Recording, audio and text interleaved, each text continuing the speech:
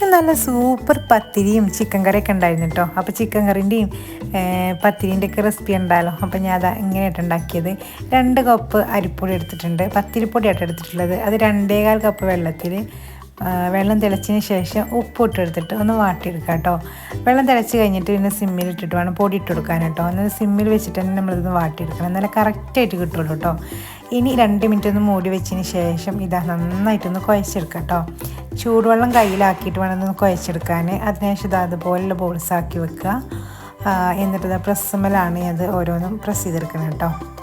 ഇനി പൊടി തട്ടിയതിന് ശേഷം ഇതാ എല്ലാം റെഡിയാക്കി വെച്ചിട്ടുണ്ട് കേട്ടോ, പൊടിയൊക്കെ തട്ടിയിട്ട്. അപ്പോൾ ഇനി ഇത് വേഗത്തിലൊന്ന് ചുട്ടെടുക്കാം. അപ്പോൾ ആ ചട്ടി ചൂടായിട്ടുണ്ട്. ഞാൻ 3 ഇട്ട് കൊടുക്കുന്നത്, 3 അതിൻ്റെ കറക്റ്റ് ചട്ടിക്ക് പാകം. അപ്പോൾ ഒരൊറ്റ പ്രാവശ്യം മറിച്ചിടുള്ളൂ കേട്ടോ. ആദ്യം നന്നായിട്ട് ഇതൊന്ന് ചെറുതായിട്ട് ചെറിയ ബോൾസ് വരുമ്പോൾ മറിച്ചിട്ട് കൊടുക്കുക. ഇതാ ഒറ്റ പ്രാവശ്യത്തിൽ നമുക്ക് നന്നായിട്ട് പൊങ്ങി നല്ല അടിപൊളി പത്തിരി തന്നെ കിട്ടും കേട്ടോ. അപ്പോൾ ഒന്ന് ശ്രദ്ധിക്കുക. അപ്പോൾ എല്ലാം ചുട്ട് റെഡിയാക്കി വെച്ചിട്ടുണ്ട് കേട്ടോ. ഇനി ചിക്കൻ കറി ഒന്ന് ഉണ്ടാക്കി നോക്കാം. അപ്പോൾ ഇതാ കുറച്ച് ചിക്കൻ എടുത്തിട്ടുണ്ട് കേട്ടോ, കുക്കറിലേക്ക് ഇട്ടിട്ടുണ്ട്.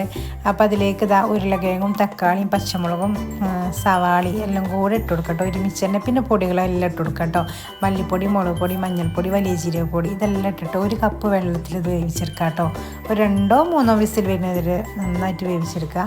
ഇനി ചെറിയ ഉള്ളിയിൽ കറിവേപ്പില ഇട്ടിട്ട് വെളിച്ചെണ്ണയിൽ നമുക്കൊന്ന് തൂമിച്ചെടുക്കാം കേട്ടോ. കുറച്ച് മുളക് പൊടി ഇട്ടെടുത്തിട്ടുണ്ട്. അപ്പോൾ അതാ കറി ഇവിടെ സെറ്റായി വന്നിട്ടുണ്ടോ. ഇതിലേക്ക് കറി തേങ്ങ വറുത്തരക്കേണ്ട ആവശ്യമൊന്നുമില്ല കേട്ടോ. എങ്കിലും അതേ രുചിയിൽ തന്നെ നമുക്കൊരു കിട്ടുന്ന കറി കേട്ടത്. ഇങ്ങനെ ഇതുപോലെ ഒന്ന് ഉണ്ടാക്കി എടുക്കുമ്പോൾ ഇത് പത്തിരിക്കാണ് കേട്ടോ ബെസ്റ്റ്. അപ്പോൾ എന്തായാലും ഇതൊന്ന് ഉണ്ടാക്കി നോക്കാം.